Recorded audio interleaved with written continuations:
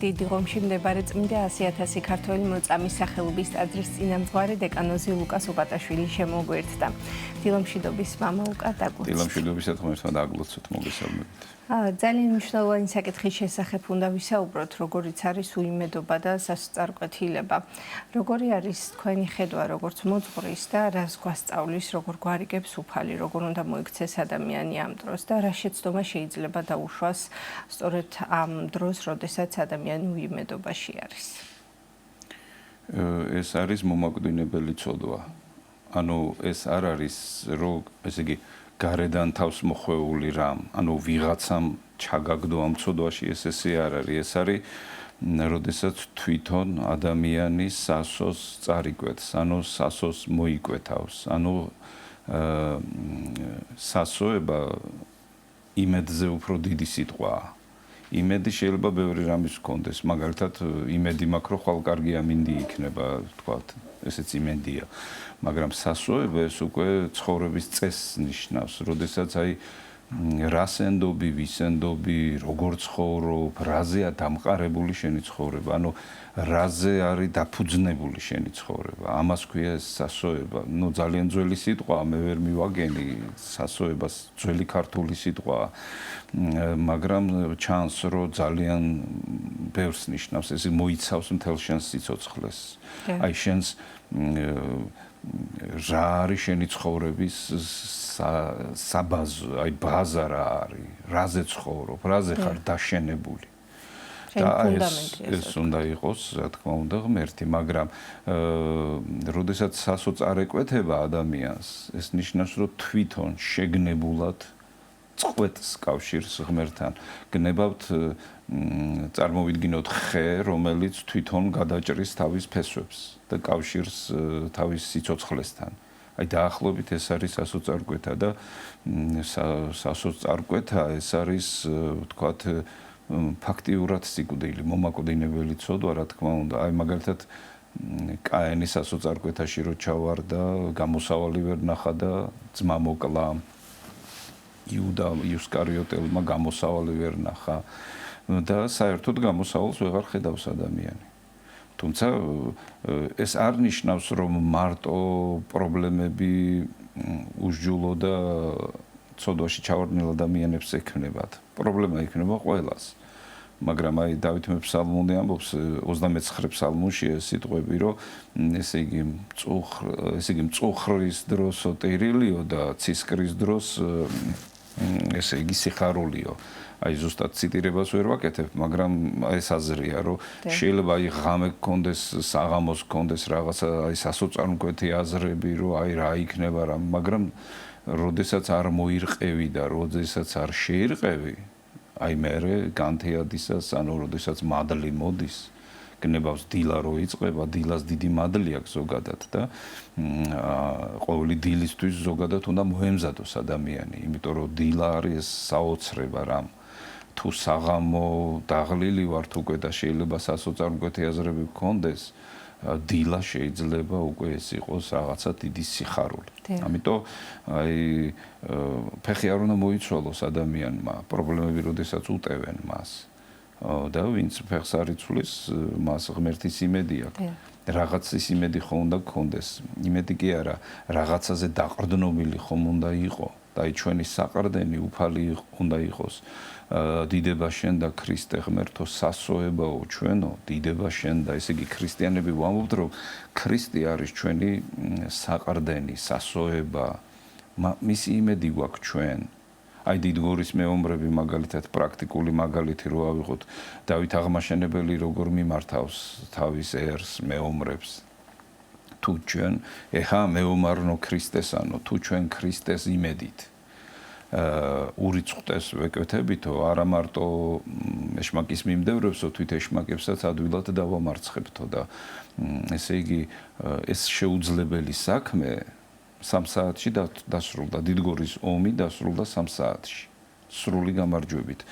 იმიტომ რომ ღმერთზე მინდობელი ადამიანები ეს საოცარი ძალაა, მარტო შენ მარტო აღარ ახარ. თუ ღმერთს ენდობი, ღმერთი შემოდის შენს ცხოვრებაში.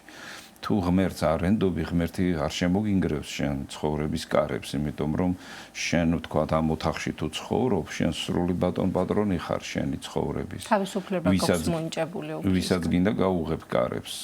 გნებავს ღმერთს, გნებავს მამონას. როგორი ცხოვრების წესითაც გინდა, ისეთი ცხოვრების წესით იცხოვრებ. ამიტომ ძალიან დიდი მნიშვნელობა აქვს ვის ენდობი, რას ენდობი, ვისთან ერთად გინდა ცხოვრება.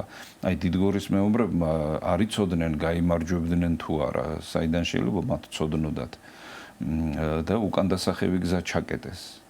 თავისი უკანდასახევი გზა ჩაკეტეს. ანუ თუ მარცხდებით, დავიხოცებით ყველანი. წარმოიდგინეთ როგორი თავდადებაა, მაგრამ მე როგორი მინდობაა ღმერთისადმი. და აი დავითმა რა გააკეთა და რამდენს ნიშნავს გადამწყვეტი მნიშვნელობა ჰქონდა ძლიერი წინამძღოლი და წინამძღოლის სულისკვეთებას და რწმენას თავისთავად. კი და დავითმა წარმოაჩინა და ზოგადად ასე წარმოჩნდება, როდესაც დიდი პრობლემების წინაშე დგეხარ, რომ შენ კი არა ხარ თავარი მოქმედი პირი, არის ღმერთი, რომელმაც უნდა გაგამარჯვებიოს შენ. დიდგორის ომი იქნება თუ პირადი ცხოვრება იქნება, ჩვენც გვაქვს დიდგორის ომი პირად ცხოვრებაში, როდესაც ცოდვა გვიტევს და ამ დროს უკან არ უნდა დაიხიო. და გაიმარჯვებ თუ ღმერთის იმედი გექნება. დიახ, მამა ლუკა, ძალიან რთული თემა არის გამომდინარე იქიდან, სათქმელოდ უფრო მარტივი შეიძლება იყოს, რომ ადამიანი არ უნდა ჩავარდეს სასწარკვეთილებაში, არ უნდა წარიკვეთოს ასო უიმედობას არ უნდა მიეცეს, თუმცა არის რაღაც სირთულეები ხოლმე, როდესაც ადამიანი ვერ იჩეს ძლიერ ნებისყოფას, შეიძლება სარწმუნოებაშიც არ იყოს, რწმენაში ისე განმტკიცებული და შესაბამისად უფრო მარტივად დამარცხდეს. ასე ვთქვათ, ხო, ამ ემოციებთან. რა საშუალება არსებობს იმისათვის, რომ შემდგომ მოახერხოს აი ამ სირთულეების გადალახვა და ამოსვლა ამ მდგომარეობიდან? ნუ, საერთოდ ეს სიცოცხლის პროცესია. ჩვენში სიცოცხლე მიმდინარეობს თუ სიკვდილია ჩვენში, ამას ძალიან დიდი მნიშვნელობა აქვს. აი, რა პროცესი მიდის ჩემში, მე ამას უნდა ვაკვირდებოდე. ქრისტე ამბობს ერთგან, რომ ვინც ჩემს სიტყვას მოისმენს და შეასრულებს, ესე იგი, ადამიანთა უმრავლესობა ისმენს, მაგრამ არ ასრულებს. ისმენს ღმერთის სიტყვას, მაგრამ ისე ცხოვრობს, როგორც თვითონ უნდა, როგორც თვითონ ფიქრობს. და აი ქრისტე ამბობს, როდესაც ჩემს სიტყვას მოისმენთო, შეასრულეთო ისო და გარდაიცვლებითო სიკვდილიდან ცხოვრებაში. ანუ სიტყვა გარდაცვალება საშიში სიტყვა არ არის. სიტყვა გარდაცვალება არის საფუძვლიანი ცვლილება ადამიანის. ესე იგი, ადამიანი, რომელიც უღმერთოდ ცხოვრობს, ის სიკვდილის მდგომარეობაშია, მაგრამ თუ ქრისტეს სიტყვას მოისმენს და შეასრულებს, ის შეიცვლება, სიცოცხლისკენ წავა და გაცოცხლდება და ამას იგრძნობს ადამიანი. მაგალითად მე პირველად მახსოვს, ახლა უბრალოდ გამახსენდა, პირველად რო ფსალმუნები წავიკითხე, პირველი 3 ფსალმუნი წავიკითხე და საერთოდ ვერაფერი ვერ გავიგე. ძველი რედაქცია იყო მე-10 საუკუნის, ნუ ახლა გაუგებარი არ არის, მაგრამ საერთოდ ვერ გავიგე, იმიტომ რომ არ ვიყავი მიჩვეული ლოცვას. და აი რო წავიკითხე, ვერ მივხვდი რა წავიკითხე. მაგრამ გულში სიხა, აი, ხოცა დიდი აი მზე ამოვიდა. აი ქარბუქის დროს და ავდრის დროს რო უცებ დამშვიდდება და მზე გამოანათებს. აი რაღაც ასეთი მოხდა და მე ისე გამიგვირდა, რომ ესე იგი გონება ვერ მიხვდა რა მოხდა, მაგრამ მე სიხარული დამეუფლა. აი ასეა ღმერთის სათნო საქმეს რო გავაკეთებ და ღმერთისაგან გამოწვდილ ხელს შევაგებებთ და არ გაუშვებთ, აუცილებლად გაგვიხარდება და ჩვენ ვიცით ახლა ნებისმიერი კეთილი საქმის დროს ჩვენ სიხარული გვეუფლება. სიხარული ეს არის ნიშანი, რომ ჩვენ ღმერთის გზაზე ვართ, რომ ჩვენ ღმერთთან ერთად ვართ. აი ჩვენი გული უნდა გავაცოცხლოთ და ცოცხალი გულით უნდა ვიცხოვროთ. ესეც უნდა ითქვას, რომ ადამიანები უმეტეს შემთხვევაში მკვდარი გულით ცხოვრობენ. ჩვენ ახლა ქართველები ვართ და ეს გვესმის. აი მაგალითად ქართველს თუ გულში არ აქვს სიხარული, ის არის დაშლილი და უსახური ძალიან. მაგრამ თუ მას გულში აქვს სიხარული, აი მაშინ ჩანს ქართველის დიდი ნიჭი და დიდი სიკეთე. ის ანათებს ამ დროს. და ზოგადად ადამიანი ანათებს, როცა მის გულს უხარია. ამიტომ ჩვენს პიროვნებაში უნდა შევხედოთ რა ხდება საერთოდ. სიკვდილი მაქვს ახლა მე თუ სიცოცხლე მაქვს, სიხარული მაქვს თუ ტანჯვა მაქვს. და თუ ეს სიკვდილის პროცესი, სიკვდილის მდგომარეობა, ტანჯვა, წამება, შფოთი, შიში და აცასი ფობიები აქედან წამოსული, ეს ნიშნავს, რომ მე რაღაცა მაკლია, მადლი ღვთისა.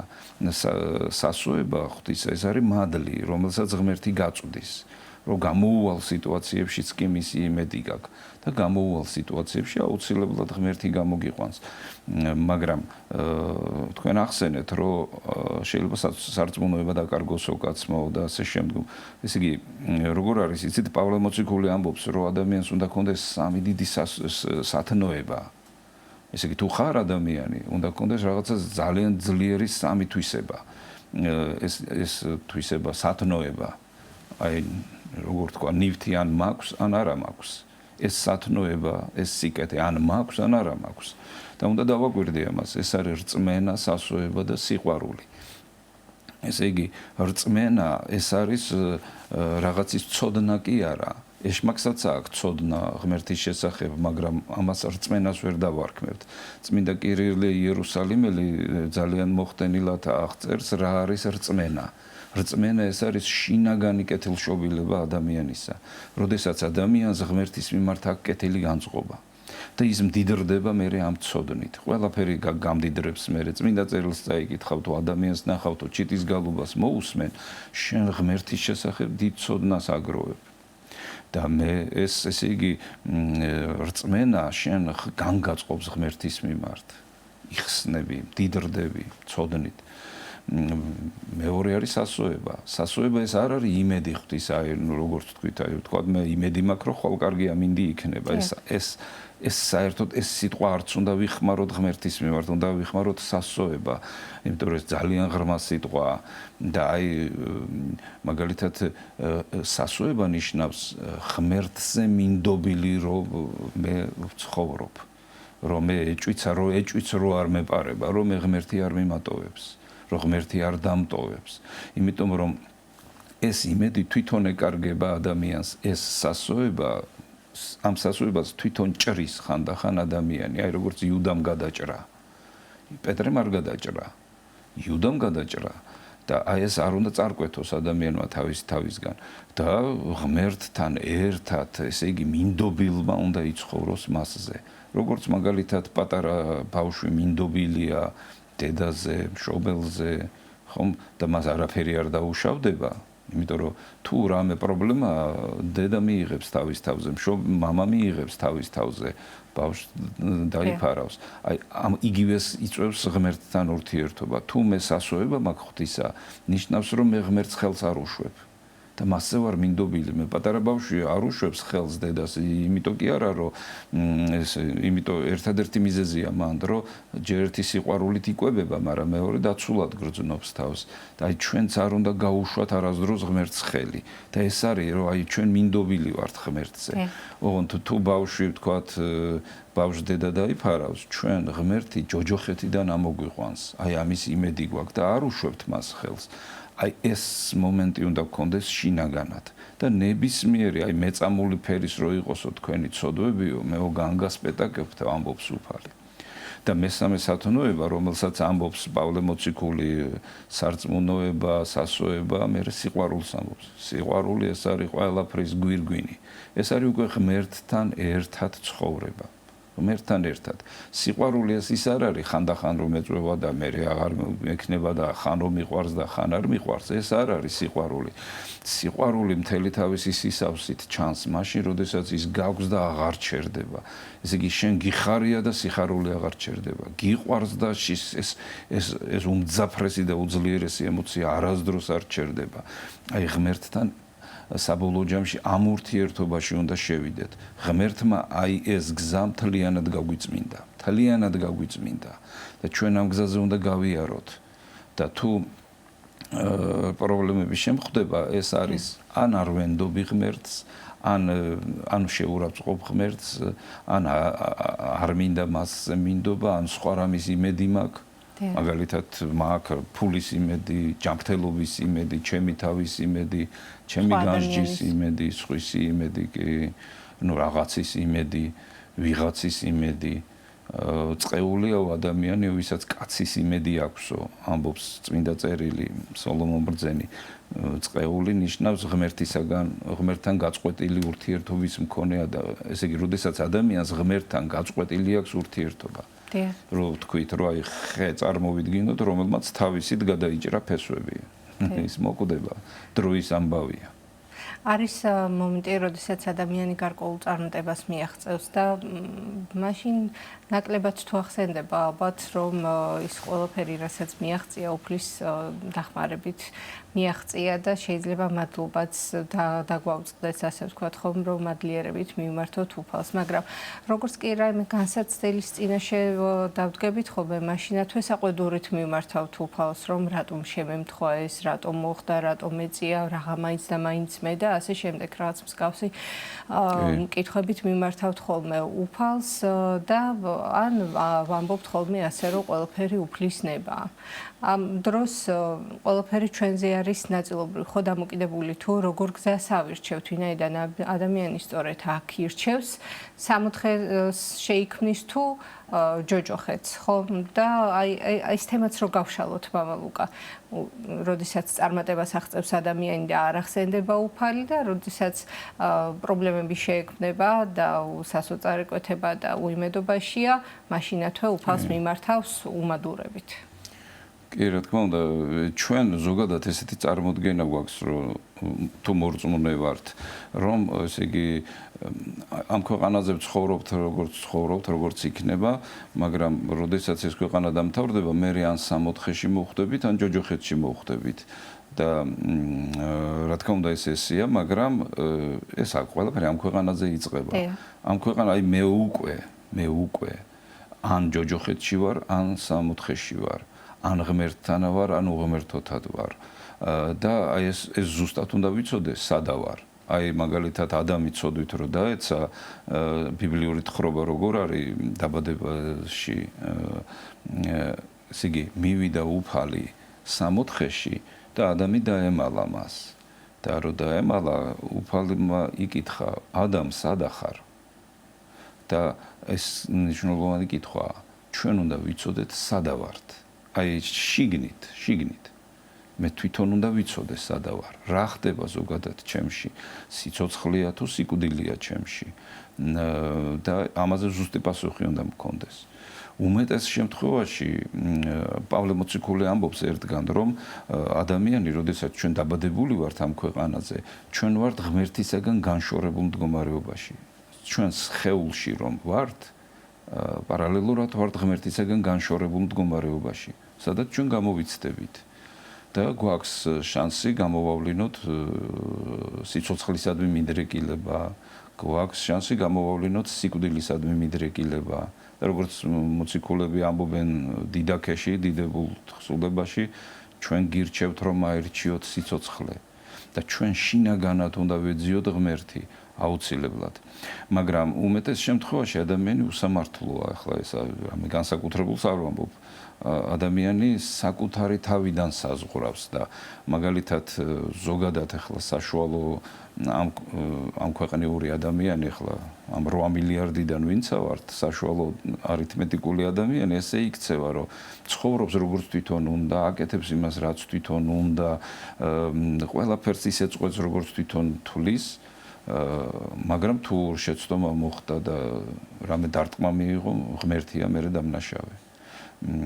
და მაგალითად თუ ადამიანი არასწორად ცხოვრობს, ის აუცილებლად დაიზიანებს თავის თავს. მახსოვს ერთხელ მეუფე კონსტანტინე კარგად ქადაგებდა ხოლმე და ხანდახანო მანქანასო ატარებენო ძალიან სწრაფათო, მე შეიძლება ავარია მოხდესო და ესე იგი შეიძლება ღმერთი და რატომ ღმერთო, ესე არა. ჯერ ერთი ადამიანმა თავისი თავი მადლში უნდა აცხოვროს. მე მაგალითად ეხლა თუ მადლს არ ვგრძნობ ღვთისას, მე ყველაფერი უნდა გავაკეთო რომ მადლი მოვიზიდო. ამიტომ არის რომ ჩვენ დილას ვიწყებთ ღვთის დიდებით. დილას რო გაიღვიძებს ადამიანი და თავს მოიწესრიგებს, პირველი საქმე რაც უნდა გააკეთოს, უნდა ადიდოს ღმერთი, რომ აიღოს მადლი. ჩვენ ხო დილას წყალს ვსვამთ, რომ თქვათ ეს შევიფსოთ ეს მარაგები, რომელიც ჭირდება ორგანიზმს და მადლი მით უმეტეს. და მადლთან ერთად შემოდის სიხარული, სიყვარული, მშვიდობა, სიტკბოება, სულგრძელება, მარხვა, მყუდროება, მარხვა ანუ თავშეკავების უნარი, მყუდროება. აი წარმოვიდგინეთ, ამით ივსები დილას და მე დღის მანძილზე ყოფნის ეს თვისებები, რომ შენ დადებითად გამოავლინო. ნუ ეს იგივეა, რომ სახლიდან რო გადის ადამიანი და ნუ თქვათ დღის მანძილზე რა თანხაც დაჭირდება გასავლა, ჯიბეში რო კონდეს თქვათ, რომ აი თქვათ მგზავრობის იქნება თუ რაღაცის აღიდელი, მე მექნება ეს თანხა. კრიზისი არ გექნება. მაგრამ თუ დილას მადლი არ მიიღე, თუ დილას ფული არ ჩაიდე ჯიბეში, ნუ იქ სადღაც გაჩერდები, იქ სადაც პრობლემა გექნება. ამიტომ ჩვენ ზუსტად უნდა ვიცოდეთ, რომ პრობლემა არ შეგვექმნეს. რა გავაკეთოთ იმისთვის, რომ პრობლემა არ შეგვექმნეს. როგორ უნდა მოიქცეს ადამიანი მწვანელის მოყვანა თუ უნდა? მწვანელი თავისით არ მოვა. მას ძალიან დიდი შრომა და გულისხმობით შრომა ჭირდება. მე ორჯერ ვეცადე და ნუ გამომივიდა, არ გამომივიდა, დიდად არ გამომივიდა, მაგრამ მონოტონური ყურადღება უნდა, ძალიან ყურადღება მწვანელის მოყვანას და ესე იგი სულიერ წარმატებას და ჩვენს პიროვნებაში რომ არ შეწყდეს სიხარული, სიყვარული, მშვიდობა, სულგრძელება, მყუდროება, სიცოცხლე რო არ შეწყდეს ჩვენში, რაღაცა განსაკუთრებული ყურადღება უნდა გქონდეს და ამისგან დაგვიცავს სარწმუნოება, სასოება და სიყვარული. აი ჩვენი ცხოვრება უნდა მიდიოდეს სწორედ აი ამისკენ. ეს სათნოებები ჩვენ არ უნდა დაგვაკლდეს, რომ ჩვენში იყოს სრულყოფილება. ჩვენ ხო ვცდილობთ დღის მანძილზე არ მოგვაკლდეს წყალი, საკვები, სიცივეში სითბო, სიცხეში სიგრილე, ნუ ვარეგულირებთ თავს, ისე ხო არ არის, რომ თქვა დამეძინა და ეგერ ქუჩაში დავიძინე ან რაღაცა. ან მომწყურდა და წყალი არ დავლიე. ჩვენ არ უნდა გვშიოდეს, ჩვენ არ უნდა გვწყუროდეს სულიერად. და ბოლო ჟამის ერთ-ერთი წინასწარმეტყველება ეს არის, რომ საშინელი შიმშილი იქნებაო ხალხშიო. მართლმადიდებლებს ხშირად, ესე იგი, ბოლო ჟამის შესახებ რომ დიდი შიმშილი იქნება, სექტანტური წარმოდგენა გვაქვს, იმიტომ რომ სექტანტები ხსნიან ესე, რომ ადამიანები შიმშილით მოკვდებიან, წყალი არ იქნება, საჭმელი არ იქნება, საშინელება იქნება. ამოს წინასწარმეტყველი პირდაპირ ამბობს, რომ არ ვამბობ, რომ იქნებაო შიმშილი პურისა და არ ქონა წყლისა. მე ვამბობ, რომ ეს იქნება ღმერთის სიტყვის მოსმენის საშინელის შიმშილი. ანუ ადამიანები არ მიიღებენ ღმერთის სიტყვას, ადამიანები არ მოისმენენ ღვთისას და დაიგვალება მათი შინაგანი სამყარო, დაგვალული იქნება. მერე ნაყოფს ვერ გამოიღებს, გამხმარი მიწა ნაყოფს ვერ იღებს და ადამიანის უმადლო გული ნაყოფს ვერ იღებს და ადამიანის ნაყოფი რა არის? ჩვენმა გულმა ბუნებრივად უნდა აღმოაცინოს სიყვარული, სიხარული, მშვიდობა. ჩვენ სხვას რომ სიკეთე მოუტანოთ, ჯერ ჩვენთვის ხო უნდა გქონდეს. მაგრამ თუ მადლი არ მივიღეთ, არაფრით არ გვექნება არც სიყვარული, არც სიხარული და ჩვენთვის არ გვექნება სიხარული და სხვასაც დეპრესიაში ჩავაგდებთ. და სხვასაც საწოწარკვეთაში ჩავაგდებთ და ჩვენ ვიცით, რომ როგორი ტრაგედიები ხდება სამყაროში უღმერთობიდან გამომდინარე. დიახ, მამულკა ერთი წუთი გრჩება დაახლოებით ჩვენ შეხვედრის და საუბრის დასასრულამდე. განთიადისა და დილის მნიშვნელობის შესახებ ვისაუბრეთ და ჩვენთვის თითქოს ძალიან ჩვეულებრივია, რომ დილა უნდა გაგვითენდეს. არც კი ვუშვებთ იმას, რომ დილა შეიძლება არ გაგვითენდეს და დღევანდელი დღე იყოს ჩვენთვის ბოლო. და ყოველი გათენებული დილა კიდევ ღვთის საჩუქარია და შესაბამისად გვეძლება იმის საშუალება, რომ გამოვსწორდეთ, ასე ვთქვათ, ხო? და ძალიან დიდი მნიშვნელობა აქვს, როგორც ახსენეთ, დილას როგორ დაიწყებ, იმის მიხედვით გაგრძელდება შენი ცხოვრებაც. ამის მნიშვნელობის შესახებ, რომ უთხრათ მაყურებელს 2 სიტყვით და დავასრულოთ.